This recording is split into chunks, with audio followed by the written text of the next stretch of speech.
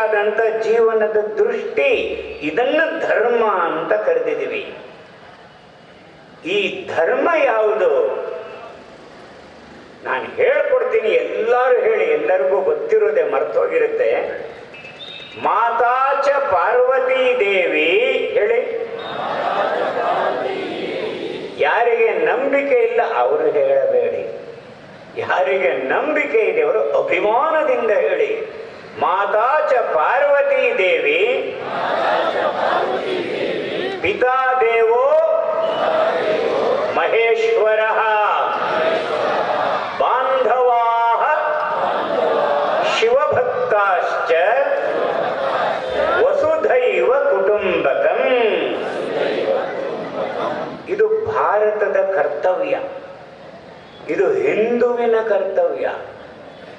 ಇಡೀ ಜಗತ್ತನ್ನ ಪಾಲಿಸುವ, ಪೋಷಿಸುವ, ಸಂರಕ್ಷಿಸುವ, ಅನುಗ್ರಹಿಸುವ ಜಗತ್ ಪಿತಾ ಪರಮೇಶ್ವರ, ಜಗನ್ಮಾತೆ ಪಾರ್ವತಿ.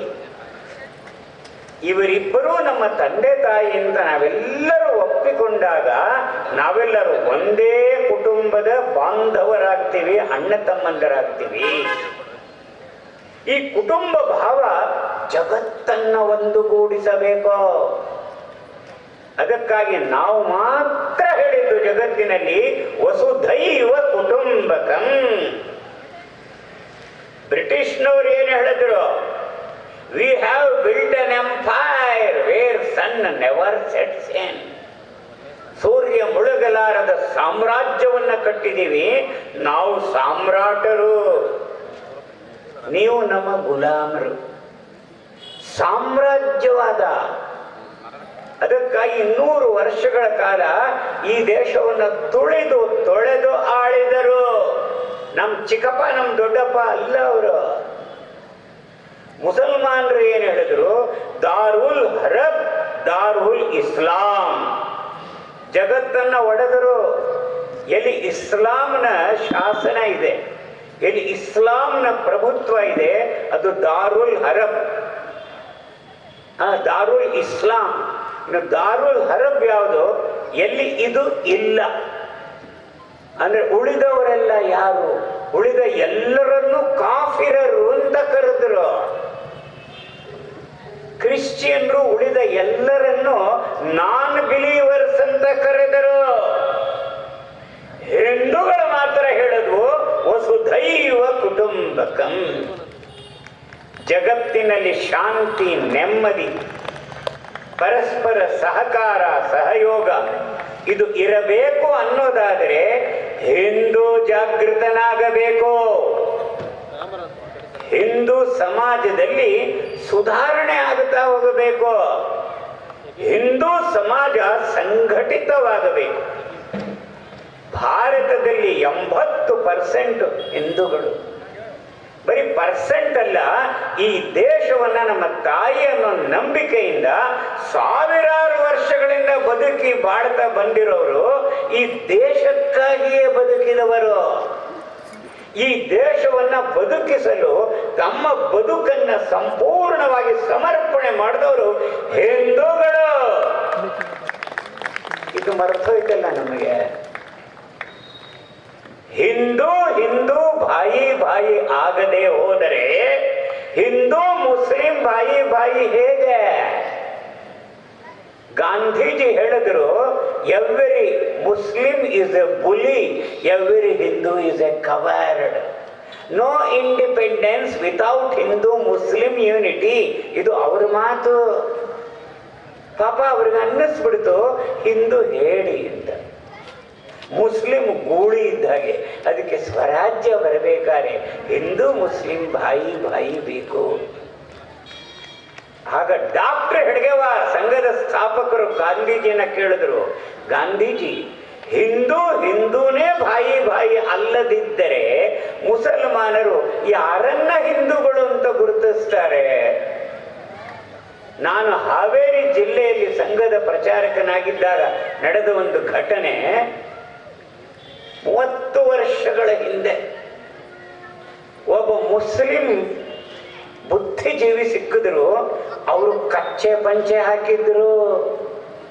ಕಪ್ಪು ಟೋಪಿ ಹಾಕಿದ್ರು, ಎಲ್ಲರೂ ಇದ್ದ ಹಾಗೆ ಇದ್ರು. ಎಲ್ಲ ಮುಸಲ್ಮಾನರು ಹೀಗೆ ಇದ್ರು 40-50 ವರ್ಷಗಳ ಹಿಂದೆ. ಅವರನ್ನ ಭೇಟಿ ಮಾಡಿದಾಗ ಅವರು ನನಗೆ ಹೇಳಿದ್ರು, ನೀವು RSSನವ್ರು ಬಂದಿದ್ದೀರಾ ಹಿಂದೂ ಸಂಘಟನೆ ಮಾಡಬೇಕು ಅಂತ. ನಮ್ಮ ಹಾವೇರಿ ಜಿಲ್ಲೆ ಒಳಗೆ ನಾವು ಮುಸಲ್ಮಾನರೇ ಬಹುಸಂಖ್ಯಾತರು ಅಂದರು. ಅದು ಹೆಂಗಾಯ್ತು ರೀ ಅಂತ ಕೇಳಿದೆ. ಅದಕ್ಕೆ ಅವ್ರು ಹೇಳಿದ್ರು, ನೀವು ಯಾರನ್ನ ಬೇಕಾದರೂ ಭೇಟಿ ಮಾಡಿ, ನೀವು ಯಾರು ಅಂತ ಕೇಳಿ. ಒಬ್ಬ ಮೊಹಮ್ಮದ್ ಸಿಕ್ಕಿದ್ರೆ ನಾನು ಮುಸಲ್ಮಾನ್ ಅಂತ ಹೇಳ್ತಾನೆ. ಒಬ್ಬ ಗುರುಲಿಂಗ ಸಿಕ್ಕಿದ್ರೆ ನಾನು ವೀರಶೈವ ಅಂತ ಹೇಳ್ತಾನೆ. ಅದು ಈಗ ವಿವಾದಕ್ಕೆ ಒಳಗಾಗಿದ್ದು ದುರ್ದೈವ. ನಾನು ಸಿದ್ಧರಾಮ ಅಂತ ಹೇಳಿದ್ರೆ ನೀನು ಯಾರು ಅಂದ್ರೆ ಕುರುಬ ಅಂತ ಹೇಳ್ತಾನೆ. ಮನೋಹರ ಯಾರು ಅಂದರೆ ಬ್ರಾಹ್ಮಣ ಅಂತ ಹೇಳ್ತಾನೆ. ಸುದರ್ಶನ ಗುಪ್ತ ಯಾರು ಅಂತ ಹೇಳಿದ್ರೆ ವೈಶ್ಯ ಅಂತ ಹೇಳ್ತಾನೆ. ಇವ್ರು ಯಾರು ನಾನು ಹಿಂದೂ ಅಂತಾನೆ ಹೇಳಲ್ಲ. ಮುಸಲ್ಮಾನರಲ್ಲಿ ಜಾತಿ ಇಲ್ವಾ? ಶಿಯಾ ಸುನ್ನಿ ಬಡದಾಡ್ಕೋತಾರೆ. ಇವತ್ತು ಪಾಕಿಸ್ತಾನದ ಒಂದು ಮಸೀದಿ ಸ್ಫೋಟವಾಗಿರೋದು ಶಿಯಾ ಮುಸಲ್ಮಾನರ ಮಸೀದಿ. ಸ್ಫೋಟ ಮಾಡಿರುವವರು ಸುನ್ನಿಗಳು. ಜಾತಿ ಅವರಲ್ಲಿ ಇಲ್ವಾ? ಕ್ರಿಶ್ಚಿಯನ್ರಲ್ಲಿ ಜಾತಿ ಇಲ್ವಾ? ಹಿಂದೂಗಳಲ್ಲಿ ಮಾತ್ರನೇ ಇರೋದು. ಆದರೆ ಹಿಂದೂ ಮರ್ತೋದ. ಈ ಎಲ್ಲ ಜಾತಿಗಳು ಒಂದೇ ಹಿಂದೂ ಸಮಾಜದ ಅವಿಭಾಜ್ಯ ಅಂಗಗಳು. ಜಾತಿ ಇರಬಾರದು ಅಂತ RSS ಎಂದೂ ಹೇಳಿಲ್ಲ. ಜಾತಿಯನ್ನ ಉಳಿಸ್ತೀವಿ ಅಂತಾನೂ ಹೇಳಲಿಲ್ಲ. ಜಾತಿಯನ್ನ ಅಳಿಸ್ತೀವಿ, ಜಾತ್ಯಾತೀತರು ಬುರುಡೆ ಬಿಡಲಿಲ್ಲ ನಾವು. ಆ ರೀತಿ ಬುರುಡೆ ಬಿಡೋರು ತಮ್ಮನ್ನ ಸೆಕ್ಯುಲರ್ ಅಂತ ಅನ್ಕೋತಾರೆ. ಹಿಂದೂ ಸಮಾಜವನ್ನ ಜಾತಿಗಳಲ್ಲಿ ಒಡೆದಾಕ್ತಾರೆ. ಒಂದು 4 ಓಟುಗಳಿಗಾಗಿ ಮುಸಲ್ಮಾನರ ತುಷ್ಟೀಕರಣ ಮಾಡ್ತಾರೆ. ಮುಸಲ್ಮಾನರನ್ನ ರಾಷ್ಟ್ರೀಯರನ್ನಾಗಿ ಮಾಡಬೇಕು, ಮುಸಲ್ಮಾನರನ್ನ ಪ್ರತ್ಯೇಕವಾದಿಗಳನ್ನಾಗಿ ಮಾಡಬೇಕು. ನಾವೆಲ್ಲರೂ ಭಾರತ ಮಾತೆಯ ಮಕ್ಕಳು. ಯಾರಿಗೂ ಅನ್ಯಾಯವಾಗಬಾರದು, ಯಾರಿಗೂ ಹೆಚ್ಚು ನ್ಯಾಯವನ್ನ ಕೊಡಬಾರದು. ಯಾವುದನ್ನೂ ಅಪೇಕ್ಷೆ ಮಾಡದೆ ಸಂಘ ಹೇಳಿದ ಕಡೆಗೆ ಹೋಗಿ ಕೆಲಸ ಮಾಡತಕ್ಕಂಥ ಸಂಘದ ಪ್ರಚಾರಕ್ಕೆ ನಾನು. ಈ ಮಾತನ್ನು ಆಡುವ ತಾಕತ್ತು ನನಗೆ ಬಂದಲ್ಲ 86ನೇ ವಯಸ್ಸಿನಲ್ಲಿ. ಇದಕ್ಕೆ ಕಾರಣ ರಾಷ್ಟ್ರೀಯ ಸ್ವಯಂ ಸೇವಕ ಸಂಘಕ್ಕೆ ನಾನು ಸಮರ್ಪಣೆ ಮಾಡ್ಕೊಂಡಿದ್ದೀನೋ ತಮ್ಮ. ಈ ಬುರುಡೆ ಎಲ್ಲ ನಿಲ್ಲಿಸ್ಬಿಡಿ, ಸಾಮಾಜಿಕ ಕಾರ್ಯಕರ್ತರ ಅದೆಲ್ಲ ನಿಲ್ಲಿಸ್ಬಿಡಿ. ಗುರುಗಳು ಹೇಳಬೇಕಾಗಿ ಬಂತು ನಮಗೆ ರಾಷ್ಟ್ರೀಯ ಸ್ವಯಂ ಸೇವಕ ಸಂಘ ಅಂತ. ಅದಕ್ಕೆ ಆ ಗುರುಗಳಿಗೆ ಅತ್ಯಂತ ಕೃತಜ್ಞತೆಯಿಂದ ವಂದನೆ ಮಾಡ್ತೀನಿ. ಎಲ್ಲೋ ನಾಚಿಕೆ ಪಟ್ಟುಕೋಬೇಡಿ. ನರೇಂದ್ರ ಮೋದಿ ಜಗತ್ತಿನಲ್ಲಿ ಹೋಗ್ತಾರೆ, ಎಲ್ಲ ಕಡೆನೂ ಭಾರತ್ ಮಾತಾ ಕಿ ಜೈ ಮೊಳಗಿಸ್ತಾರೆ. ಏನ್ ಸಂಕೋಚ ಇದೆಯಾ? ವಸುಧೈವ ಕುಟುಂಬಕಂ ಜಗತ್ತಿಗೆ ಈ ಮಂತ್ರ ನೀಡ್ತಾ ಇದ್ದಾರೆ. ಏನ್ ಸಂಕೋಚ ಇದೆಯಾ? ಭಾರತವನ್ನ ಗುರುತಿಸೋದು ಹಿಂದುತ್ವದಿಂದ, ನಮ್ಮನ್ನ ಪ್ರಪಂಚ ಗುರುತಿಸೋದು ಹಿಂದುತ್ವದಿಂದ. ಅದನ್ನ ನೆನಪು ಮಾಡಿಕೊಳ್ಳುವಂತ ಕಾರ್ಯ ನಮ್ಮ ಪಾಲಿಗೆ ದೇವರ ಕಾರ್ಯ. ಅಂಥ ಕಾರ್ಯವನ್ನು ಮಾಡ್ತಿರ್ತಕ್ಕಂಥ ರಾಷ್ಟ್ರೀಯ ಸ್ವಯಂ ಸೇವಕ ಸಂಘದ ಪ್ರೇರಣೆಯಿಂದ ಈ ಕಾರ್ಯಕ್ರಮ ಯೋಜಿತವಾಗಿದೆ. ಅದರಲ್ಲಿ ಬಂದಿರತಕ್ಕಂಥ ಎಲ್ಲರಲ್ಲೂ ನನ್ನ ವಿಜ್ಞಾಪನೆಗಳು ಜೀವನ್ ಪರ್ಯಂತ ಬದುಕಿರೋವರೆಗೆ ಯಥಾಶಕ್ತಿ ಈ ಕಾರ್ಯವನ್ನು ಮಾಡ್ತಾ ಇರ್ರಿ ಸಾಕು. ದೇಶದ ಸಂರಕ್ಷಣೆಗಾಗಿ RS ಕಾರ್ಯಕರ್ತರಾಗಿ ಉತ್ತಮವಾಗಿ ನಮಗೂ ನಿಮಗೂ ಭಾರತ ಮಾತೆಯ ಆ ತಾಯಿಗೆ ತಮ್ಮ ಜೀವನವನ್ನೇ ಮುಡುಪಾಗಿಟ್ಟಿರ್ತಕ್ಕಂಥ ರಾಮಣ್ಣನವರೇ, ನಿರೂಪಣೆಕಾರರೇ, ತುಂಬ ಉತ್ತಮವಾಗಿ ಭರತನಾಟ್ಯ ಮಾಡಿರ್ತಕ್ಕಂಥ ಚಿಕ್ಕ ಮಕ್ಕಳೇ, ತಾಯಂದ್ರೆ, ಶರಣರೇ, ಸರ್ವರಿಗೂ ಶರಣು ಶರಣಾರ್ಥಿಗಳು. ನಿಮ್ಮೆಲ್ಲರಿಗೂ ಭಾರತ ಮಾತೆ ಅಂದ ತಕ್ಷಣ ಎಲ್ಲಿಲ್ಲದ ಉತ್ಸಾಹ ಮತ್ತು ದೇಶದ ಅಭಿಮಾನ ಬರುತ್ತೆ. ಈ ಭಾರತ ನಾಡಿನಲ್ಲಿ ನಾವು ಹುಟ್ಟಿದ್ದೀವಿ. ಈ ಭಾರತವನ್ನು ಮಣ್ಣಿನಲ್ಲಿ ನಾವೆಲ್ಲ ಏನು ಸುಖಭೋಗಗಳನ್ನು ಅನುಭವಿಸಿದ್ದೀವಿ, ನಾವು ಭಾರತ ದೇಶಕ್ಕೋಸ್ಕರವಾಗಿ ಏನು ಮಾಡ್ತಾ ಇದ್ದೀವಿ ಅಂತಕ್ಕಂಥ ಒಂದು ಸ್ವಾಭಿಮಾನದ ವಿಚಾರ ಬರಬೇಕಾಗಿದೆ. ನಾಡು ಬೇಕು, ನುಡಿಬೇಕು. ಈ ದೇಶದ ನಮ್ಮ ಜೀವನ ನಡೆಸಲಿಕ್ಕೆ ಸಂಪತ್ತು ಬೇಕು. ಆದ್ರೆ ಸಂಪತ್ತನ್ನು ರಕ್ಷಣೆ ಮಾಡತಕ್ಕಂತಹ ಭಾರತ ಮಾತೆಯ ಒಂದು ಅಭಿಮಾನ ನಮಗೆ ಬೇಡ ಅಂದ್ರೆ ಹೆಂಗಾಗುತ್ತೆ? ಯಾರೇ ಇರಲಿ, ಯಾವ ಧರ್ಮೀಯರೇ ಇರಲಿ, ಯಾವ ಜಾತಿಯ ಪಂಗಡವರೇ ಇರಲಿ, ಭಾರತ ಮಾತೆಯ ಅಂದ ತಕ್ಷಣ ಈ ಭಾರತ ನೆಲದಲ್ಲಿ ಹುಟ್ಟಿದೀವಿ ಅಂದ್ರೆ ನಾವೆಲ್ಲ ಭಾರತೀಯ ಮಕ್ಕಳು. ಭಾರತ ಮಾತೆಯ ಮಕ್ಕಳು ಅಂತಕ್ಕಂತಹ ಅಭಿಮಾನ ಪ್ರತಿಯೊಂದು ಕ್ಷಣ ಕ್ಷಣದಲ್ಲಿಯೂ ಸಹ ನಮ್ಮಲ್ಲಿ ಇರಬೇಕಾಗುತ್ತೆ. ನೀವೇನಾದ್ರೂ ವಿದೇಶಕ್ಕೆ ಹೋದ್ರೆ ನೀವೆಲ್ಲಾರಂತ ಹೇಳ್ತೀರಿ? ಆ ಜಾತಿ ಈ ಜಾತಿ ಅಂತೀರೇನು? ಇಲ್ಲ ಇಲ್ಲ ಇಲ್ಲ, ನಾವು ಭಾರತ ದೇಶದವರು. ನಾವ್ ಹೆಂಗೆ ಹೇಳ್ತೀವಿ ನೋಡ್ರಿ, ಹಾಗೆ ಭಾರತ ದೇಶದ ಒಂದು ಸ್ವಾಭಿಮಾನ, ಭಾರತ ದೇಶದ ಒಂದು ಸಂಸ್ಕೃತಿ ನಾಡನ್ನಾಗಿ ಕಂಗೊಳಿಸ್ಲಿಕ್ಕೆ ನಾವೆಲ್ಲ ಧರ್ಮವನ್ನು ಉಳಿಸ್ಬೇಕಾಗುತ್ತೆ, ಬೆಳೆಸ್ಬೇಕಾಗುತ್ತೆ. ಈ ಒಂದು ವಿಚಾರವನ್ನು ನಮ್ಮ ನಾಡಿಗೆ, ನಮ್ಮ ದೇಶಕ್ಕೆ, ನಮ್ಮ ಒಳಪಂಗಡದ ಕೆಲವೊಂದು ಧರ್ಮದ ಏನೇ ಪದ್ಧತಿ ಇರಲಿ, ಆಚರಣೆ ಇರಲಿ, ಒಂದು ಸಂಪ್ರದಾಯ ಇರಲಿ, ಅವಕ್ಕೆಲ್ಲವಕ್ಕೂ ಸಹ ಬದಿಗೊತ್ತಿ ಕೊನೆಯ ಗಳಿಗೆಯಲ್ಲಿ ಪೇಜಾವರ ಶ್ರೀಗಳು ಅರಿಜಂದ್ರಿಕೇರಿಗೆ ಪಾದಯಾತ್ರೆ ಮಾಡಿದರು. ಒಂದು ಭಾರತ ದೇಶದ ಒಂದು ಹೆಮ್ಮೆಯವನ್ನು ತರ್ತಕ್ಕಂಥ ಕೆಲಸವನ್ನು ನಾವೆಲ್ಲ ಒಂದೇ ಅಂತಕ್ಕಂಥ.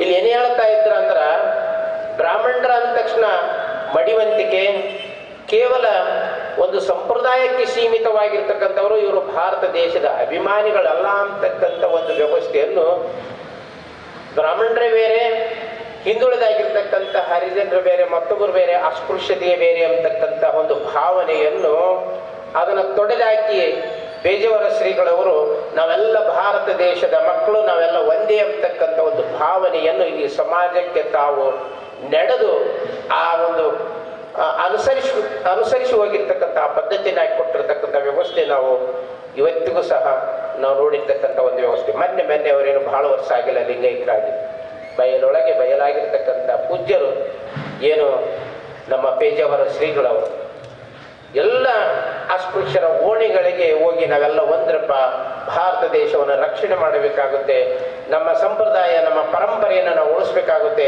ಭಾರತ ದೇಶದ ಸಂಸ್ಕೃತಿಯನ್ನು ನಾವು ಉಳಿಸಿ ಆಗಬೇಕಾಗುತ್ತೆ ಅಂತಕ್ಕಂಥ ಭಾವೈಕ್ಯತೆಯ ಸ್ವಭಾವವನ್ನು ಅವರು ಮೂಡಿಸತಕ್ಕಂಥದ್ದನ್ನು ನಾವು ನೋಡ್ತೀವಿ. ಮೊನ್ನೆ ತೀರ್ಕೊಂಡಿರ್ತಕ್ಕಂತಹ ಏನು ರಾಜು ತಾಳಿಕೋಟಿ, ರಾಜು ಬಾಷು ಅಂತ ಮುಸ್ಲಿಮ್ಸ್ ಆದ್ರೂ ಒಂದು ಮಾತನ್ನೇ ಹೇಳಿದವ, ಏನು ಉತ್ತರ ಕರ್ನಾಟಕದೊಳಗ ಮಠಗಳಲ್ಲೇ ಇದ್ರ ನಾನು ಈ ರೀತಿಯಾಗಿ ಕಲೆ ಬೆಳೆಸ್ಕೊಡ್ಲಿಕ್ಕೆ ಸಾಧ್ಯತೆ ಇದ್ದಿಲ್ಲ, ನನ್ನ ಜೀವನ ಉದ್ಧಾರ ಆಗಲಿಕ್ಕೆ ಸಾಧ್ಯತೆ ಇದ್ದಿಲ್ಲ, ನಾನು ಬದುಕಲಿಕ್ಕೆ ಸಾಧ್ಯತೆ ಇದ್ದಿಲ್ಲ. ಈ ಬದುಕನ್ನು ಕಟ್ಟಿಕೊಟ್ಟಿರ್ತಕ್ಕಂತಹ ಯಾವುದು ಅಂದ್ರ ಅದು ಹಿಂದೂ ಧರ್ಮದ ಸಂಪ್ರದಾಯ ಭರಿತವಾಗಿರ್ತಕ್ಕಂತಹ ಮಠಗಳಿಂದ ನಾನು ಇಷ್ಟು ಕಲೆಯನ್ನು ಬೆಳೆಸ್ಕೊಂಡು ಬಂದಿದ್ದೀನಿ. ಈ ಕಲೆಯನ್ನು ಉಳಿಸ್ಲಿಕ್ಕೆ ನನಗೊಂದು ಅವಕಾಶ ಸಿಕ್ಕಿದೆ, ಬದುಕಲಿಕ್ಕೆ ಒಂದು ಅವಕಾಶ ಸಿಕ್ಕಿದೆ ಅಂತಕ್ಕಂಥದ್ದು ಹೇಳಿದವ ಟಿವಿಯ ಸಂದರ್ಶನದೊಳಗೆ. ಹಾಗಾಗಿ ನಮ್ಮ ಭಾರತ ದೇಶದ ಸಂಸ್ಕೃತಿ, ನಮ್ಮ ಭಾರತ ದೇಶದ ಒಂದು ವೈವಿಧ್ಯಮಯವಾಗಿರ್ತಕ್ಕಂತಹ ಒಂದು ಸಂಪ್ರದಾಯಗಳು ನಾವು ಯಾವತ್ತಿಗೂ ಸಹ ಮರೆದೇ ರೀತಿ ಒಳಗೆ ದೇಶದ ಅಭಿಮಾನಕ್ಕೆ ನಾವೆಲ್ಲರೂ ಸಹ ಕಂಕಣಬದ್ಧವಾಗಿ ನಿಲ್ತಕ್ಕಂಥ ವ್ಯವಸ್ಥೆ ಆಗಬೇಕಾಗುತ್ತೆ. ನಮ್ಮ ಒಳಪಂಗಡಗಳು ಏನೇ ಇರಲಿ, ಮತ್ತೊಂದಿರಲಿ ಅಂತಕ್ಕಂಥದ್ದು ರಾಮಣ್ಣನವರು ಬಹಳ ಉತ್ತಮವಾಗಿರ್ತಕ್ಕಂತಹ ನುಡಿಗಳನ್ನು ನುಡಿದರು. ನಾವೆಲ್ಲ ಸ್ವಾಮಿಗಳು ಮಠದೊಳಗ ಕೇವಲ ಈ ರಾಣೆಬೆನ್ನೂರು ಸುತ್ತಮುತ್ತ ಅಥವಾ ಕರ್ನಾಟಕದೊಳಗೆ ಅಷ್ಟೇ ಇದು ಮಾಡೋದು. ಆದ್ರೆ ರಾಮಣ್ಣನವರು ಇಡೀ ಭಾರತದಾದ್ಯಂತ 86 ವರ್ಷಗಳ ಕಾಲ ತನ್ನ ಯೌವನದ ಸುಖಭೋಗ, ವೈಯಕ್ತಿಕ ಸುಖಭೋಗ ಎಲ್ಲವನ್ನೂ ಸಹ ಭಾರತ ಮಾತೆಗೆ, ದೇಶಕ್ಕೋಸ್ಕರವಾಗಿ ಅರ್ಪಿಸಿರ್ತಕ್ಕಂತಹ ಒಬ್ಬ ವ್ಯಕ್ತಿ ನಮ್ಮ ಜೊತೆಗೆ ಅದರಂದ್ರೆ ಎಷ್ಟು ಅವರ ಧ್ವನಿ ನೋಡ್ರಿ, ಎಷ್ಟು ಗಡಸಾಗಿತ್ತು. ದೇಶದ ವಿಚಾರದಲ್ಲಿ ಮಾತಾಡುವ ಸಂದರ್ಭದೊಳಗ, ಭಾರತ ಮಾತೆಯ ಬಗ್ಗೆ ಮಾತಾಡುವ ಸಂದರ್ಭದೊಳಗ ಎಷ್ಟು ಗಡಸಾಗಿರ್ತಕ್ಕಂತಹ ಧ್ವನಿ ಶಬ್ದಗಳು ಬಂದು ಆ ರೀತಿಯಾಗಿರ್ತಕ್ಕಂತಹ ಸ್ವಾಭಿಮಾನದ ವ್ಯವಸ್ಥೆ, ನಮ್ಮ ಸ್ವಾಭಿಮಾನ ಬಿಟ್ಟು ಕೊಡದೆ ರೀತಿಯೊಳಗ ನಾವಿದ್ರು ಮಾತ್ರ ನಾವೆಲ್ಲ ಬದುಕಲಿಕ್ಕೆ ಸಾಧ್ಯತೆ ಐತಿ. ಮೊದಲು ಪರಧರ್ಮೀಯರು ನಮ್ಮನ್ನು ಸಂಪ್ರದಾಯದಿಂದ ದೂರ ಮಾಡತಕ್ಕಂಥ ಸಂಪ್ರದಾಯವನ್ನು ಹಾಳು ಮಾಡ್ತಕ್ಕಂಥ ವ್ಯವಸ್ಥೆ ಮೊದಲು ಬರ್ತಾರ. ಸಂಪ್ರದಾಯವನ್ನು ನೀವು ಅದನ್ನು ಮಾಡಬೇಡ್ರಿ, ಇದನ್ನು ಮಾಡಬೇಡ್ರಿ. ಆ ನಂತರ ತಮ್ಮ ಹಿಡಿತದಲ್ಲಿ ಇಟ್ಕೊಂಡು ತಮ್ಮದೇ ಆಗಿರ್ತಕ್ಕಂತಹ ಧರ್ಮವನ್ನು ಮುಂದೆ ತರತಕ್ಕಂಥ ವ್ಯವಸ್ಥೆಯನ್ನು ಮಾಡ್ತಾರ. ನಮಗೆ ಆಮಿಷಗಳನ್ನು ಒಡ್ಡಿತಾರ. ಇವೆಲ್ಲವುಗಳು ಬಹಳಷ್ಟು ನಮ್ಮ ಭಾರತ ದೇಶದ ಸಂಸ್ಕೃತಿಯನ್ನು ಹಾಳು ಮಾಡತಕ್ಕಂಥದ್ದನ್ನು ನಾವು ನೋಡ್ತಾ ಇದ್ದೀವಿ, ದಿನನಿತ್ಯ ನಾವು ನೋಡ್ತಾ ಇದ್ದೀವಿ. ಹಾಗಾಗಿ ನಮ್ಮ ಭಾರತದ ಸಂಸ್ಕೃತಿ ಸಂಸ್ಕಾರದಿಂದ ನಮ್ಮ ಭಾರತ ದೇಶ, ಭಾರತ ಮಾತೆಯ ಬಗ್ಗೆ, ದೇಶದ ಬಗ್ಗೆ ಎಲ್ಲಿಲ್ಲದ ಅಭಿಮಾನ, ಸಂಸ್ಕೃತಿಯ ಮೇಲೆ ಎಲ್ಲಿಲ್ಲದ ಸ್ವಾಭಿಮಾನದ ವ್ಯವಸ್ಥೆಯನ್ನು ಮೂಡಿಸ್ಕೊಳ್ತಕ್ಕಂತಹ ವ್ಯವಸ್ಥೆ ನಮ್ಮದಾಗಿದ್ದಾಗ ಮಾತ್ರ ನಾವೆಲ್ಲ ಬದುಕಲಿಕ್ಕೆ ಸಾಧ್ಯತೆ ಐತಿ, ಉಳಿಲಿಕ್ಕೆ ಸಾಧ್ಯತೆ ಐತಿ. ಇವತ್ತು ನಮ್ಮ ರಾಣೆಬೆನ್ನೂರು ಮಹಾನಗರದಲ್ಲಿ ಹಿಂದೂ ಸಂಗಮನೇ ಕೂಡೈತಿ ಅಂತ ಹೇಳಿದ್ರೂ ಕೂಡ ತಪ್ಪಾಗ್ಲಾರ ಅನ್ನುವಂಥ ಮಾತನ್ನು ಕೂಡ ಈ ಸಂದರ್ಭದಲ್ಲಿ ಹೇಳಲಿಕ್ಕೆ ನಾವು ಬಯಸುವಂಥವರಾಗಿದ್ದೇವೆ. ಬಹುಶಃ ಹಿರಿಯರು ಇವತ್ತಿನ ಯುವ ಪೀಳಿಗೆಗೆ ಮಾರ್ಗದರ್ಶನವನ್ನು ಕೊಟ್ಟು ಈ ಹಿಂದುತ್ವದ ವ್ಯಕ್ತಿತ್ವವನ್ನು ಆಧರಿಸಿ ಜೀವನವನ್ನು, ದಾರಿಯನ್ನು ನಡೆಸಬೇಕು ಅಂತ ಹೇಳಿ ಪಣ ತೊಟ್ಟಿರುವಂಥ ನಮ್ಮ ಸಂಘಟನದ RSS ಸಂಘಟನೆದ ರಾಮಣ್ಣನವರು ಬಹಳ ವಿಶೇಷವಾಗಿ ಎಲ್ಲರಿಗೂ ಕೂಡ ಮನದಾಳದ ಮಾತನ್ನು ಮನಸ್ಸಿಗೆ ಮುಟ್ಟುವ ಹಾಗೆ ನಿಮ್ಮೆಲ್ಲರಿಗೂ ಕೂಡ ತಿಳಿಸ್ಕೊಂಬಂದರು.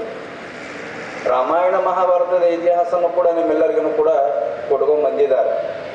ಬಹುಶಃ ನಾವು ಹೇಳೋದೇನಂದ್ರೆ ಈ ಎಲ್ಲ ವಿಚಾರಗಳನ್ನು ಕೂಡ ದಾರಿಯನ್ನು ಎರೆದಿರುವಂಥ ಸಂದರ್ಭದಲ್ಲಿ ನಿಮ್ಮೆಲ್ಲರೂ ಕೂಡ ಯುವಶಕ್ತಿ ಈ ಹಿಂದೂ ಸಮಾಜಕ್ಕೆ ನೀವೆಲ್ಲರೂ ಕೂಡ ಒಗ್ಗಟ್ಟಾಗಿ ಈ ಹಿಂದುತ್ವದ ಭಾರತ ಮಾತೆಯ ಋಣವನ್ನು ತೀರಿಸಲಿಕ್ಕೆ ಗಟ್ಟಾಗಬೇಕು ಅಂತಲೂ ಹೇಳಿದ್ರು ಕೂಡ ಈ ವೇದಿಕೆ ಮೇಲೆ ತಪ್ಪಾಗಲಾರದು ಅನ್ನುವಂಥ ಮಾತನ್ನು ಕೂಡ ಈ ಸಂದರ್ಭದಲ್ಲಿ ಹೇಳಲಿಕ್ಕೆ ನಾನು ಬಯಸ್ತಿದ್ದೇನೆ. ಬಹುಶಃ ಸೇತುವೆಯ ಕಟ್ಟುವಂಥ ಸಂದರ್ಭದಲ್ಲಿ, ಲಂಕೆಗೆ ಸೇತುವೆ ಕಟ್ಟುವಂಥ ಸಂದರ್ಭದಲ್ಲಿ ಇವತ್ತಿನ ದಿನಮಾನದ ಯಂತ್ರ ಉಪಕರಣಗಳು ಇರಲಿಲ್ಲ. ಅವತ್ತಿನ ಸಂದರ್ಭದಲ್ಲಿ ರಾಮನ ಭಟ್ಟ ಹನುಮಂತ ಆಂಜನೇಯ ಸ್ವಾಮಿ ರಾಮನ ಜೊತೆಗೇನೆ ಕೂಡ ಇರುತ್ತಿದ್ದ. ಆ ಸೇತುವೆ, ಲಂಕೆಗೆ ಸೇತುವೆಯನ್ನು ಕಟ್ಟಬೇಕನ್ನೋಂಥ ಸಂದರ್ಭದಲ್ಲಿ ರಾಮನ ಮಂತ್ರದಿಂದ ಅಲ್ಲಿ ಒಂದು ಮಾತು ಹೇಳ್ತಾರೆ, ನೀನ್ ಯಾಕೋ, ನಿನ್ನ ಹಂಗ್ಯಾಕೋ, ನಿನ್ನ ನಾಮದ ಬಲ ಹೊಂದಿದ್ದರೆ ಸಾಕು, ನಾವು ಸೇತುವೆಯನ್ನು ಕಟ್ಟುತ್ತೇವೆ ಅನ್ನುವಂಥ ಮಾತನ್ನು ಕೂಡ ಅವತ್ತಿನ ದಿನಮಾನದಲ್ಲಿ ನಡೆದಿತ್ತು. ಶ್ರೀರಾಮ ಶ್ರೀರಾಮ ಅನ್ನುವಂಥ ಮಂತ್ರದಿಂದ ಎಲ್ಲವೂ ಕೂಡ ಆ ಸೇತುವೆಯನ್ನು ಕಟ್ಟಲಿಕ್ಕೆ ಬಂಡೆಯನ್ನು ಉಳಿಸ್ಕೋವಂತ ಹೋಗ್ತಾ ಇತ್ತು. ಆ ಸಂದರ್ಭದಲ್ಲಿ ಶ್ರೀರಾಮ ಪ್ರತ್ಯಕ್ಷನಾಗ್ತಾನೆ. ಶ್ರೀರಾಮ ಪ್ರತ್ಯಕ್ಷನಾಗಿ ಆ ಸಮುದ್ರದಲ್ಲಿ ಒಂದು ಕಲ್ಲನ್ನು ಒಗೆದುವಂತ ಸಂದರ್ಭ, ಆ ಕಲ್ಲನ್ನು ಒಗೆದಾಗ ಆ ಕಲ್ಲು ಮುಳುಗ್ತದೆ. ಆ ಕಲ್ಲನ್ನು ಮುಳುಗಿದಾಗ ಆ ರಾಮ ವಿಚಾರವನ್ನು ಮಾಡ್ತಾನ, ಏನಿರಬಹುದು ಇದು ಅಂತ ಹೇಳಿ. ಅದರ ಹಿಂದೆ ಆಂಜನೇಯ ಸ್ವಾಮಿ ಇರ್ತಾನೆ. ಆಂಜನೇಯ ಹೇಳ್ತಾನೆ, ರಾಮನ ನಾಮದ ಬಲದಿಂದ ಸೇತುವೆಯನ್ನ ಕಟ್ಲಿಕ್ಕತ್ತಾರ, ಯಾರು ಭಗವಂತನ ರಾಮನ ಸ್ಮರಣೆಯನ್ನ ಮಾಡಿ ಲಂಕೆಯನ್ನ ಕಟ್ತಾ ಇದ್ದಾರ, ಸೇತುವೆಯನ್ನ ಕಟ್ತಾ ಇದ್ದಾರ ಲಂಕೆಗೆ, ಯಾರು ಭಗವಂತನನ್ನ, ಯಾರು ಈ ಹಿಂದುತ್ವವನ್ನ, ಹಿಂದೂ ಸಮಾಜವನ್ನ ಗೌರವಿಸೋದು ಮತ್ತು ಆರಾಧಿಸೋದು ಮಾಡಲಿಲ್ಲ ಅಂದ್ರ ರಾಮ ಒಗದ ಕಲ್ಲು ಮುಳುಗದಂಗ ಮುಳುಗ್ತಾರೆ ಅನ್ನುವಂಥ ಮಾತನ್ನು ಕೂಡ ಆಂಜನೇಯ ಸ್ವಾಮಿ ಶ್ರೀರಾಮನಿಗೆ ಹೇಳ್ತಾನೆ ಅನ್ನುವಂಥ ಮಾತನ್ನು ಕೂಡ ಬಹಳ ವಿಶೇಷವಾಗಿ ಹೇಳಲಿಕ್ಕೆ ಬರ್ತದೆ. ಕಾರ್ಯಕ್ರಮ ನಮಗೂ ಕೂಡ 3 ಗಂಟೆಗೆ ಬಂದು ಹೋಗ್ಬೇಕು ಅನ್ನಿಸ್ತು. ಬಟ್ ನಮ್ಮ ಭಾರತ ದೇಶದ ಇತಿಹಾಸದ ಪರಂಪರೆ ಇವತ್ತು ರಾಣೆಬೆನ್ನೂರು ಮಹಾನಗರದ ವೇದಿಕೆಯಲ್ಲಿ ಸುಮಾರು ಒಂದು 80 ವರ್ಷದ ಹಿರಿಯರು ನೋಡ್ರಿ, ಅವರಿಗೆ ದೇಶಭಕ್ತಿ, ಹಿಂದುತ್ವ ಹೆಂಗೈತೆ ಅಂತ ಹೇಳಿದ್ರೆ ನಮಗೂ ಕೂಡ ಆ ಒಂದು ಸಾಧನೆಯ ಪ್ರೇರಣೆ ಆಗುವುದಿಲ್ಲ. ಈಗ ಅವ್ರಿಗೆ ಬಿಟ್ರೆ ನೋಡ್ರಿ ಇನ್ನೂ ಬಹಳ ಚೆನ್ನಾಗಿ ಮಾತಾಡ್ತಾರೆ, ಇನ್ನೂ ಕೂಡ ಕೇಳಬೇಕು ಅಂತ ಅನಿಸ್ತದ. ಆದ್ರೆ ಜೀವನ ಸಾರ್ಥಕತೆ ಬದುಕು ಆಗ್ತದ ಬಂಧುಗಳೇ, ಜೀವನ ಸಾರ್ಥಕತೆ ಬದುಕು ಆಗ್ತದ. ನಮ್ಮ ಭಾರತ ದೇಶದ ಇತಿಹಾಸ, ನಮ್ಮ ಹಿಂದೂ ಸಮಾಜದ ಒಂದು ವ್ಯಕ್ತಿತ್ವ ಬಹಳ ವಿಶೇಷವಾಗಿರುವಂಥದ್ದು ಒಂದು ಪರಂಪರೆ. ಇವತ್ತಿನ ಯುವಕರು ಬಹಳ ತಿಳ್ಕೋಬೇಕು. ಯಾಕಂತ ಹೇಳಿದ್ರೆ ಶತಮಾನೋತ್ಸವ ಕಾರ್ಯಕ್ರಮವನ್ನು ಮಾಡಿ ಇವತ್ತಿನ ಯುವಕರನ್ನ ಮತ್ತೆ ಹಿಂದುತ್ವದ ಸಾರಾಂಶಕ್ಕೆ ಒಯ್ಯಬೇಕನ್ನುವಂಥದ್ದೇ ಈ ಹಿಂದೂ ಸಂಘಟನೆಗಳು ಆಗಿರ್ಬೋದು, ಹಿಂದೂ ಯುವ ವೇದಿಕೆ ಆಗಿರ್ಬೋದು, ಮತ್ತೆ ಹಿಂದೂ ಸಂಗಮ ಕಾರ್ಯಕ್ರಮಗಳು ಕೂಡ ಆಯೋಜನೆ ಮಾಡಿರುವಂಥದ್ದು. ಏನಪ್ಪಾ ಅಂತ ಹೇಳಿದ್ರೆ ಇವತ್ತಿನ ಯುವ ಪೀಳಿಗೆ ಎಲ್ಲರೂ ಕೂಡ ಆ ಹಿಂದುತ್ವದ ಅರಿವನ್ನ ಇಟ್ಟುಕೊಂಡು ಜೀವನವನ್ನ ಮಾಡಬೇಕು ಅನ್ನುವಂಥದ್ದು ಈ ಒಂದು ಕಾರ್ಯಕ್ರಮ ಅಂತ ಹೇಳಿದ್ರು ಕೂಡ ತಪ್ಪಾಗ್ಲಾರ್ದು ಅನ್ನುವಂಥ ಮಾತನ್ನು ಕೂಡ ಈ ಸಂದರ್ಭದಲ್ಲಿ ಹೇಳಲಿಕ್ಕೆ ನಾವು ಬಯಸ್ತಿದ್ದೇವೆ. ರಾಮಾಯಣ ಮಹಾಭಾರತದ ಇತಿಹಾಸದಿಂದ ಹಿಂದಿನಿಂದನೂ ಕೂಡ, ಸ್ವಾತಂತ್ರ್ಯ ಪೂರ್ವದಿಂದನೂ ಕೂಡ ನಮ್ಮ ಈ ಹಿಂದೂ ಸಮಾಜ ಸಂಘಟನೆ ಆಗಿರ್ಬೋದು, ಈ ಹಿಂದೂ ಅನ್ನುವಂಥ ವ್ಯಕ್ತಿತ್ವದ ಒಂದು ಸಾರಾಂಶಗಳನ್ನ ನಮಗೆ ನಮ್ಮ ಸಂಘಟಕರಾಗಿರುವಂಥ ರಾಮಣ್ಣನವರು ಎಲ್ಲ ಹೇಳ್ಕೊಂತ ಬಂದರು. ಬಹುಶಃ ಇಂಥ ಒಂದು 10 ಕಾರ್ಯಕ್ರಮಕ್ಕೆ ನೀವು ಹೋಗಿದ್ದೇ ಕರೆವಾದ್ರ ದೊಡ್ಡ ದೊಡ್ಡ ಪುಸ್ತಕಗಳನ್ನ ಓದೋಕ್ಕಿಂತ ಇಂಥ ಕಾರ್ಯಕ್ರಮದೊಳಗ ನೀವು ಪಾಲ್ಗೊಂಡ್ರೆ ಅದರ ಇತಿಹಾಸ ನಿಮ್ಮೆಲ್ಲರಿಗೂ ಕೂಡ ತಿಳಿತದೆ ಅನ್ನುವಂಥ ಮಾತನ್ನು ಕೂಡ ಈ ಸಂದರ್ಭದಲ್ಲಿ ಹೇಳಲಿಕ್ಕೆ ಬಯಸ್ತಿದ್ದೇನೆ ಬಂಧುಗಳೇ. ಇವತ್ತು ನಾವೆಲ್ಲ ಇಷ್ಟು ವಿಶೇಷವಾಗಿ ಬಹಳ ಚೆನ್ನಾಗಿ ಕಾರ್ಯಕ್ರಮಗಳು, ಹಬ್ಬಗಳು ಎಲ್ಲವನ್ನು ಕೂಡ ಮಾಡ್ಕೊಂಡು ಹೋಗ್ತೇವೆ ಅಂತ ಆದ್ರೆ ನಮ್ಮ ಭಾರತ ದೇಶಕ್ಕಾಗಿ, ಭಾರತ ಮಾತೆಗಾಗಿ ಅಲ್ಲಿ ಯೋಧರು ಜೀವವನ್ನ ಕೊಟ್ಟು ನಮ್ಮ ಭಾರತ ದೇಶವನ್ನ ಉಳಿಸ್ತಾ ಇದಾರ ಅಂತ ಹೇಳಿದ್ರೆ ಬಹಳ ವಿಶೇಷವಾಗಿರುವಂಥದ್ದು. ನಾವು ಇಲ್ಲಿ ಇದ್ದು ಇದನ್ನ ನಾವು ಉಳಿಸ್ಲಿಕ್ಕೆ ಆಗೋದಿಲ್ಲ. ಅದಕ್ಕೆ ಭಗತ್ ಸಿಂಗ್ ತಾಯಿಯವ್ರು ನೆನಪು ಬರ್ತದೆ ಈ ಸಂದರ್ಭ. ಯಾಕಂತ ಹೇಳಿದ್ರೆ ನಮ್ಮ ರಾಮಣ್ಣ ಅವರಿಗೆ ರಾಮಣ್ಣನವರು ಅನ್ನೋದಕ್ಕಿಂತ ರಾಮಣ್ಣ ಗುರುಜಿ ಅಂತ ಹೇಳಿದ್ರು ಕೂಡ ಏನು ತಪ್ಪಾಗಲಾರ್ದು ಅನ್ನುವಂಥ ಮಾತನ್ನು ಕೂಡ ಈ ಸಂದರ್ಭದಲ್ಲಿ ಹೇಳಲಿಕ್ಕೆ ಬಯಸ್ತಿದ್ದೇವೆ. ಒಬ್ಬ ಸ್ವಾಮೀಜಿ ಆಗಿ ಅವರದೇ ಆದಂತ ಒಂದು ಪ್ರಾಂತದಲ್ಲಿ ಸಮಾಜ ಸೇವೆಯನ್ನು ಮಾಡ್ತಾರೆ. ಆದ್ರೆ ನಮ್ಮ ರಾಮಣ್ಣ ಗುರುಜಿ ಹೆಂಗಂದ್ರೆ ನಮ್ಮ ದೇಶ ಅಲ್ಲ ವಿದೇಶದಲ್ಲಿನೂ ಕೂಡ ನಮ್ಮ ಹಿಂದುತ್ವದ ವಿಚಾರಧಾರೆಯನ್ನ ಮಾಡಲಿಕ್ಕೆ ಸದಾಸಿದ್ಧ 90 ವರ್ಷ ಆದ್ರೂ ಕೂಡ ರೆಡಿ ಇದ್ದಾರೆ ಅಂತ ಹೇಳಿದ್ರೆ ಇದೇ ನಮ್ಮ ಹಿಂದುತ್ವದ ಒಂದು ಚೈತನ್ಯ ಶಕ್ತಿ ಅಂತ ಹೇಳಿದ್ರು ಕೂಡ ತಪ್ಪಾಗ್ಲಾರ್ದು ಬಂಧುಗಳೇ. ಅಲ್ಲಿ ಹೇಳ್ತಾರೆ ಭಗತ್ ಸಿಂಗ್ ಅವ್ರ ತಾಯಿ ನೆನಪು ಬರ್ತದೆ. ಇವತ್ತು ರಾಮಣ್ಣ ಗುರುಜಿ ಅವ್ರು ಮಾತಾಡೋದು ನೋಡಿಬಿಟ್ರೆ ಬಹುಶಃ ನನಗೆ ಹೇಳ್ತದ, ನನಗೆ ಆ ನೆನಪು ಬರ್ತದ. ಹೆಂಗ ನೆನಪು ಬರ್ತದ ಅಂತ ಹೇಳಿದ್ರೆ ಭಗತ್ ಸಿಂಗ್ ತಾಯಿ ಯುದ್ಧಕ್ಕೆ ಹೋದಂತ ಸಂದರ್ಭದಲ್ಲಿ ಆ ಗುಂಡು ಹೊಡೆದು ಜೀವನವನ್ನ ದೇಶಕ್ಕಾಗಿ ಮುಡುಪಾಗಿಟ್ಟಂತ ಸಂದರ್ಭದಲ್ಲಿ ಆ ಭಗತ್ ಸಿಂಗ್ ತಾಯಿಯವರು ಅಳ್ತಾ ಇದ್ರಂತೆ. ಅಳುವಂತ ಸಂದರ್ಭದಲ್ಲಿ ಎಲ್ಲರೂ ಕೂಡ ಅವ್ರನ್ನ ಸುಮ್ಮನೆ ಮಾಡ್ತಾ ಇದ್ರಂತೆ. ಅಳ್ಳಬೇಡ ಸುಮ್ಮಿರು, ಅಳ್ಳಬೇಡ ಸುಮ್ಮಿರು ಅಂತ ಹೇಳಿ. ಅವಾಗ ಆ ತಾಯಿ ಹೇಳ್ತಾರೆ, ನನ್ನ ಮಗ ಏನೋ ಮಾಡಕ್ ಹೋಗಿ ಒಡಿಸ್ಕೊಂಡ್ ಸತ್ತಿಲ್ಲ, ನಮ್ಮ ಭಾರತ ಮಾತೆಯ ಋಣವನ್ನ ತೀರ್ಸ್ಲಿಕ್ಕೆ ಜೀವವನ್ನ ಕೊಟ್ಟಿದ್ದಾನೆ. ಇನ್ನೊಬ್ಬ ಮಗ ಇದ್ದುತ್ತೂ ಕೂಡ ನಾನು ಯೋಧನಾಗಿ ಕಳಿಸ್ತಿದ್ದೆ, ಮಗ ಇಲ್ಲ ಅಂತ ಹೇಳಿ ನನಗೆ ದುಃಖ ಆಗ್ತದೆ ವಿನಃ ಅವನು ಯುದ್ಧದೊಳಗೆ ಹೋದ ಅಂತ ದುಃಖ ಆಗ್ತಾ ಇಲ್ಲ ಅಂತ ಹೇಳಿ ಭಗತ್ ಸಿಂಗ್ ಅವರ ತಾಯಿ ಹೇಳ್ತಾಳಂತೆ. ಎಷ್ಟು ಸುಂದರವಾಗಿ ಹೇಳ್ತಾಳೆ.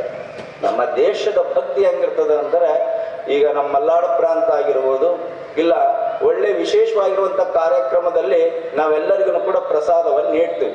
ಪ್ರಸಾದ ನೀಡುವಂತ ಸಂದರ್ಭದಲ್ಲಿ ಫಸ್ಟ್ ನಾವೇನ್ ಮಾಡ್ತೀವಿ, ಬಾಳೆದೆಲೆ ಹಾಕ್ತೇವೆ. ನಾವು ಬಾಳೆದೆಲೆ ಹಾಕಿ ಏನ್ ಮಾಡ್ತೇವೆ, ನಾವು ಅನ್ನವನ್ನ ನೀಡ್ತೇವೆ. ನಾವು ಅನ್ನ ನೀಡಿದ ಮೇಲೆ ಮತ್ತೆ ಸಾಂಬಾರ್ ಹಾಕ್ತೇವೆ. ಆ ಸಾಂಬಾರ ಮೇಲೆ ನೆಂಚ್ಕೊಳ್ಲಿಕ್ಕೆ ಒಂದು ಹಪ್ಪಳ ಇರ್ತೀವಿ. ನಮ್ಮ ಭಾರತ ದೇಶದ ಸಂಸ್ಕೃತಿ ಊಟ ಕಣಕಣದಲ್ಲಿನೂ ಕೂಡ ಬೆಳ್ಕೊಂಡ್ ಬಂದಿರುವಂಥದ್ದು ಇದೆಲ್ಲದೂ ಕೂಡ ಎಲ್ಲರಿಗೂ ಕೂಡ ಗೊತ್ತಿರುವಂತ ವಿಚಾರವೇ ಅನ್ನುವಂಥ ಮಾತನ್ನು ಕೂಡ ಈ ಸಂದರ್ಭದೊಳಗ ತಿಳಿಪಡಿಸಿ, ಸಮಯನೂ ಕೂಡ ಜಾಸ್ತಿ ಆಗಿದೆ. ಯಾಕಂತ ಹೇಳಿದ್ರೆ 5 ನಿಮಿಷ ನಿಮಗೆ ಟೈಮ್ ಇತ್ತು, ಒಂದು 10 ನಿಮಿಷ ಮಾತಾಡಿದ್ವಿ ಅಂತ. ಯಾಕಂತ ಹೇಳಿದ್ರೆ ಇವತ್ತಿನ ಈ ವೇದಿಕೆ ಬಹಳ ವಿಶೇಷವಾಗಿರುವಂತ ವೇದಿಕೆ. ಇದು ಹಳ್ಳಿ ಮೂಲೆಯಲ್ಲೂ ಕೂಡ ಈ ಒಂದು ಹಿಂದೂ ಸಂಘಟನೆ ಸಮಾಜದ ಒಂದು ಎಲ್ಲ ಕಾರ್ಯಗಳನ್ನು ಕೂಡ ಯುವಕರಿಗೆ ಇದು ಒಂದು ಪ್ರತಿಪಾದನೆಯನ್ನ ಮಾಡಿ, ಇದನ್ನ ಒಂದು ರಕ್ಷಣೆಯನ್ನ ಮಾಡಿ, ಈ ಹಿಂದುತ್ವದ ಬಗ್ಗೆ ನಾವು ಫಸ್ಟ್ ತಿಳ್ಕೋಬೇಕನ್ನುವಂತ ಕಾರ್ಯಾಗಾರವನ್ನ ಮಾಡಿರುವಂತ ಈ ಒಂದು ಸಂಘಟನೆಗೆ, ಈ ನಮ್ಮ ಅಧ್ಯಕ್ಷರಿಗೆ, ಈ ಎಲ್ಲ ಕಾರ್ಯಕ್ರಮದ ಪದಾಧಿಕಾರಿಗಳು ಅವರದೇ ಆದಂತ ದೇಶಕ್ಕಾಗಿನೇ ಹಿಂದುತ್ವಕ್ಕಾಗಿನೇ ಯಾರ್ಯಾರು ಏನೇನು ಸೇವೆಯನ್ನ ಮಾಡಿದಿರಿ, ಆ ಭಗವಂತ ನಿಮ್ಮೆಲ್ಲರಿಗೂ ಕೂಡ ಆ ಸೇವದ ಫಲವಾಗಿ 2ರಷ್ಟು ಮತ್ತೆ ನಿಮ್ಮೆಲ್ಲರಿಗೂ ಕೂಡ ಕೊಟ್ಟು ಆಶೀರ್ವಾದವನ್ನ ಮಾಡಲಿ ಅನ್ನುವಂತ ಮಾತನ್ನು ಕೂಡ ಈ ಸಂದರ್ಭದಲ್ಲಿ ನಿಮ್ಮೆಲ್ಲರಿಗೂ ಕೂಡ ಹೇಳಲಿಕ್ಕೆ ಬಯಸುವಂತ ಹಿಂದುತ್ವರಾಗಿದ್ದೀವಿ. ನಮಗಾಗಿದೆ ಕಾರ್ಯಕ್ರಮದ ಅಭಾವ, ನಿಮಗಾಗಿದೆ ಸಮಯದ ಅಭಾವ. ಎಲ್ಲರಿಗೂ ಕೂಡ ನಮ್ಮ ಭಾರತ ಮಾತೆಯ ಮಂಗಲಾಶೀರ್ವಾದ ಇರಲಿ ಅಂತ ಹೇಳ್ತಾ ಈ ಕಾರ್ಯಕ್ರಮದೊಳಗೆ ಆಯೋಜನೆಯನ್ನ ಮಾಡಿರುವಂಥ ಎಲ್ಲ ಸಂಘಟಕರಿಗೂ, ಪತ್ರಿಕಾ ಬಳಗದವರಿಗೂ, ಮತ್ತೆ ನಮ್ಮ ಮಾಧ್ಯಮ ಮಿತ್ರರಿಗೂ, ಎಲ್ಲ ಅವರಿವರನ್ನದೇ ಎಲ್ಲ ಸಮಸ್ತ ಸದ್ಭಕ್ತರಿಗೂ ಕೂಡ ಆ ಭಾರತ ಮಾತೆಯ ಮಂಗಲಾಶೀರ್ವಾದ ಇರಲಿ ಅಂತ ಹೇಳ್ತಾ ಇವತ್ತಿನ ಈ ಕಾರ್ಯಕ್ರಮಕ್ಕೆ ವಿರಾಮ ಮಾಡ್ತಿದ್ದೀವಿ. ಓಂ ಶ್ವೇಂಬರ್, ಓಂ ಶಾಂತಿ ಶಾಂತಿ ಶಾಂತಿ.